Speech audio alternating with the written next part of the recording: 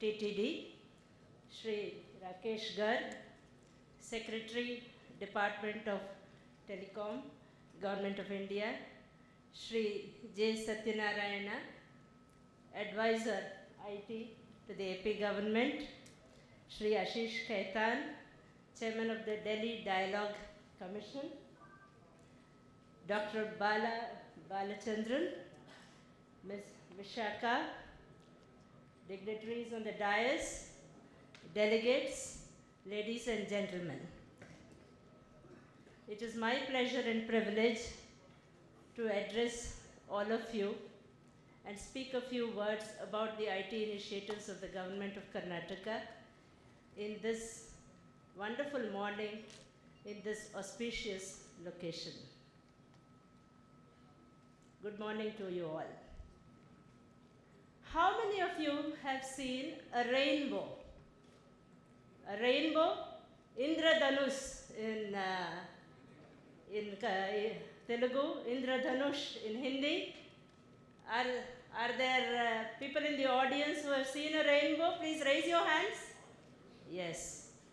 And how many of you have seen the pot of gold at the end of the rainbow?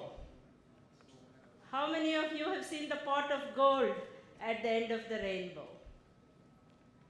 I have been attending sessions on e-governance through so many years, and it has always filled me with both a sense of wonder and a sense of unrealism.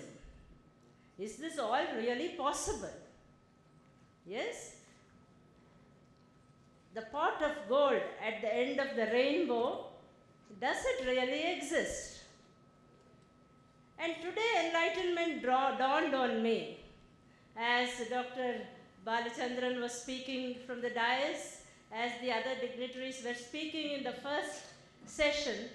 The first session told us about the pot of gold at the end of the rainbow. It was the session of visionaries, the people who dream the dreams. What is this session, the second session? It is the session of doing, of implementation, of humble, plodding bureaucrats like me and Mr. Funny Kishore here, who will work day and night and who have worked day and night to make those dreams a reality. And for me, it is especially significant that Mr. Krishnamurthy is sitting with us on the dais in the second session. So God is on the side of the doers. That is what this tells me.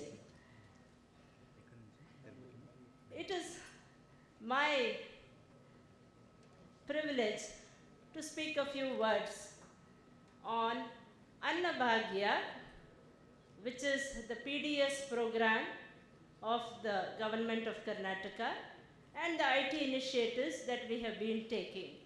Karnataka, as you know, has the nomenclature of being the Silicon Valley and the software capital, and we have rushed ahead, burnt our fingers, retreated, then tried again. So ours is a continuing saga, a few snippets of which I will share with you today. What is Annabhagya? The PDS program in a nutshell is just what it shows on the picture there.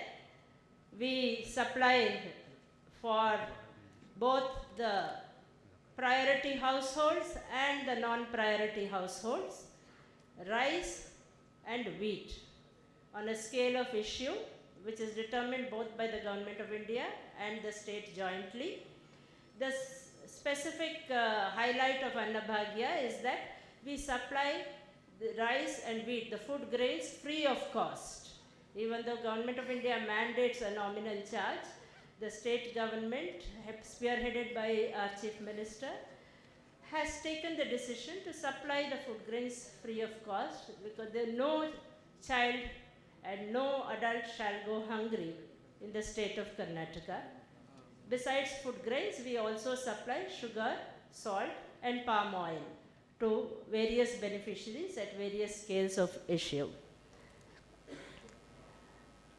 We have a total population in Karnataka of about 6 crore beneficiaries. That translates into about 1 crore and odd families. About 8 lakh households among these families are the Antyodaya category, the poorest among the poor. Another 98 lakhs are the priority household BPL category families. Together this sums up to a total of about 1 crore and more, and all these families get the food grains free of cost, and therefore about 80% of the population of Karnataka is covered under the free PDS scheme. All above poverty line families, otherwise called the non-priority households, these get ration on a fixed subsidized price on expression of willingness. So it is not distributed suo moto by the government. There is an expression of willingness to avail of the facility. Thereby a self-selection operates here, and then we distribute to the non-priority household families as well. Now all this means a lot of figures, so much, and translates into tons and quintals of food grains traveling across the state, being distributed in a network about 20,000 odd. And one way to keep a tab on this kind of a large scale statewide public distribution system is through the use of information technology. Now let me run you to some of the initiatives that we have taken.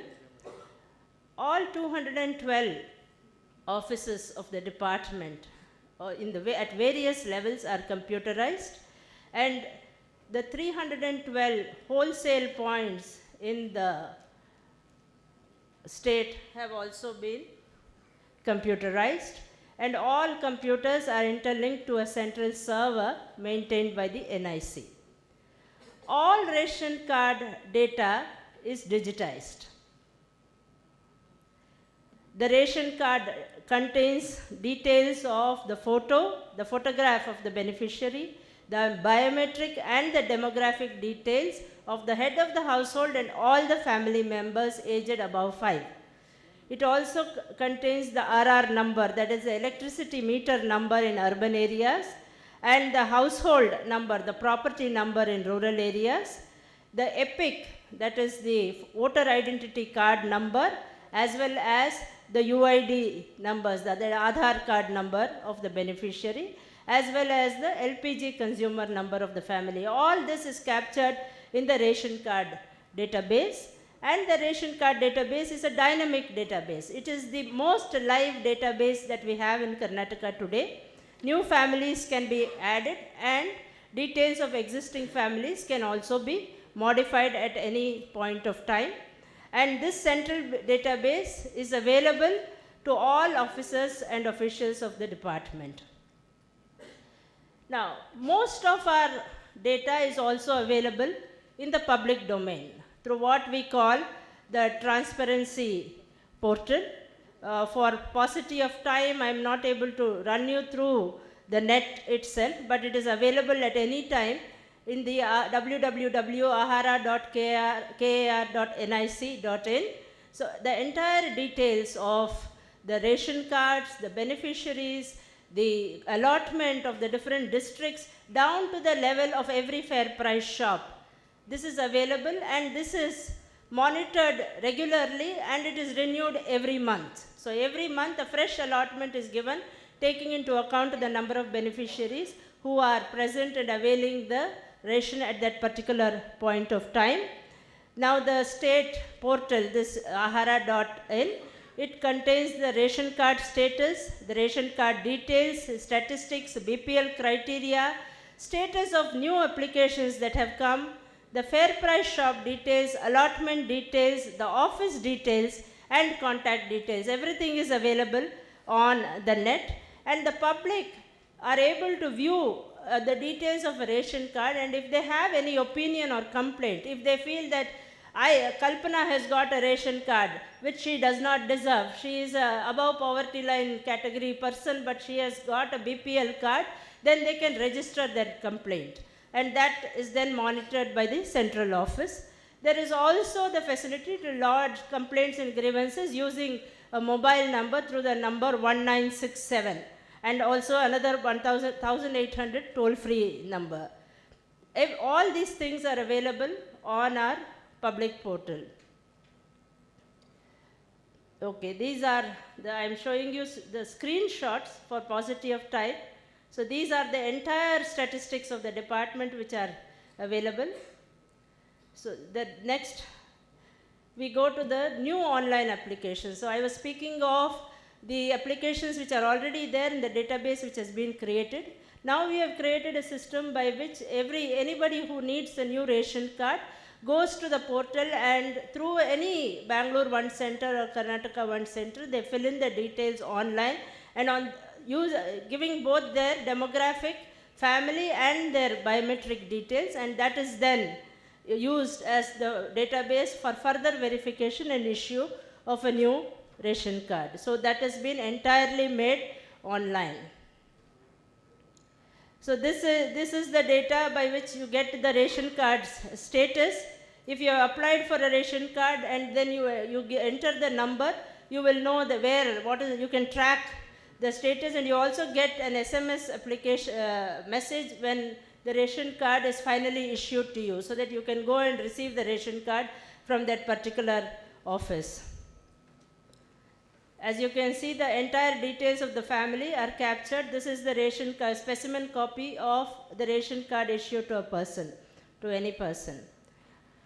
Any modification of a ration card can be done also online, and that is covered under the Sakala system. So we have a time limit within which any updation or modification can be done within a space of 7 days. We have a number of SMS services, because today mobile is available everywhere, and if a person needs any information, whether he needs how much allotment he is to get or what is the status of his ration card, he has to only type in a message, a pull message, and then he can get the details of his ration card or any other card which he needs. Besides that, we have also push messages.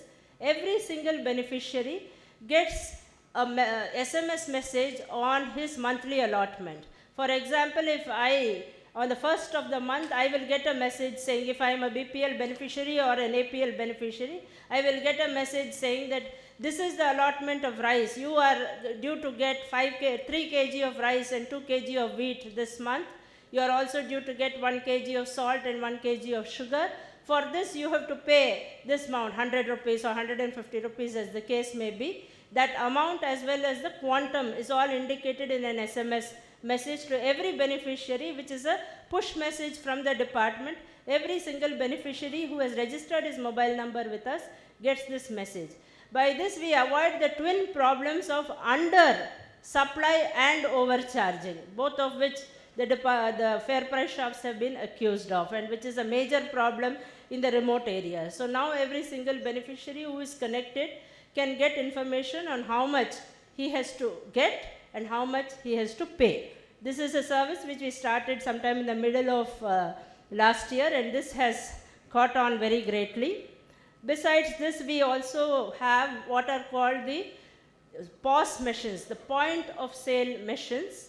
This is in an experimental mode. We have installed about 3,877 machines in different shops in 7 districts of Karnataka. What does the POS machine do? It is simultaneously a biometric and a weighing machine.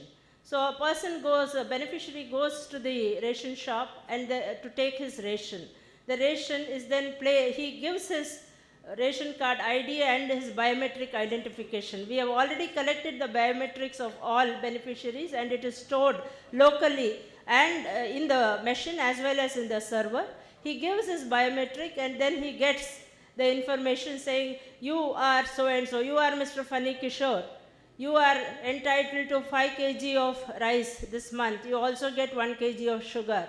So he matches it against the SMS which he has already got, whether it is the correct thing, whether it is correct allotment, the correct amount. Then the fair price shop vendor, he places the allotment of food grains on the weighing scale. The scale weighs it, you can see it on the picture here. It weighs it, and if the weighment is incorrect, then it will not issue the receipt.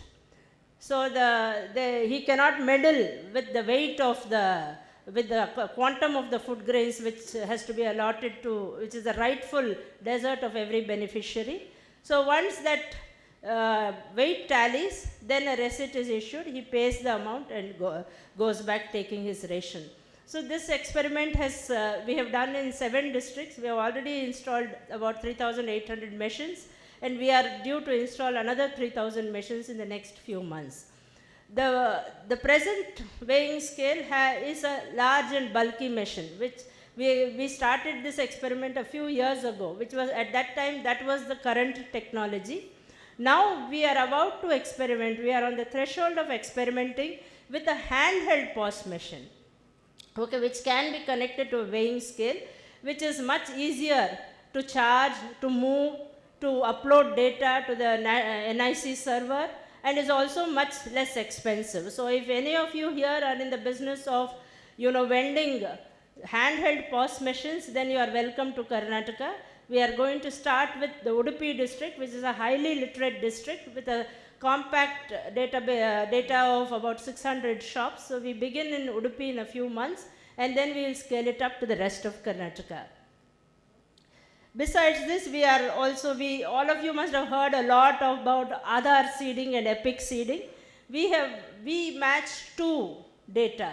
We match the ration card beneficiaries' data with the voter ID card, because as you remember that the Supreme Court had earlier, things were in flux, so we needed a mandated guideline, and therefore we started using Epic details. Now we are seeding against Aadhaar as well. We went through an enormous and painstaking process to collect Aadhaar data, because you remember one thing, that Aadhaar penetration is going on simultaneously. PDS is an ancient system. So what we did is that we collected the Aadhaar details as and when they came through an SMS network. We also asked people to come to Bangalore 1 and Karnataka 1 centers and give their Aadhaar details. Using those details, we matched it against the Aadhaar numbers, and we found about 45 lakh perfect matches. These were perfectly valid beneficiaries. But there were a large beneficiary network which were left out of this whole process, because either they did not heed our call, or they did not have a mobile, so we did not get those data. So we then went through the process of collecting Aadhaar numbers manually through each and every fair price shop. So when the ration card holder goes to the fair price shop, he was given his ration but also asked to give his Aadhaar number, which we collected and which we now are matching. We are digitizing the data and also matching the data, and we have found about 45 to 50 lakh matches. So this is a process which is ongoing. We hope to complete the Aadhaar seeding maybe in the next 6 months or so. So in a very, very brief way, I tried to give you some details about the kind of IT initiatives which we are doing in Karnataka today. All of you are welcome to Karnataka, and join us all in the business of giving ration to every single beneficiary in the state of Karnataka. Thank you all.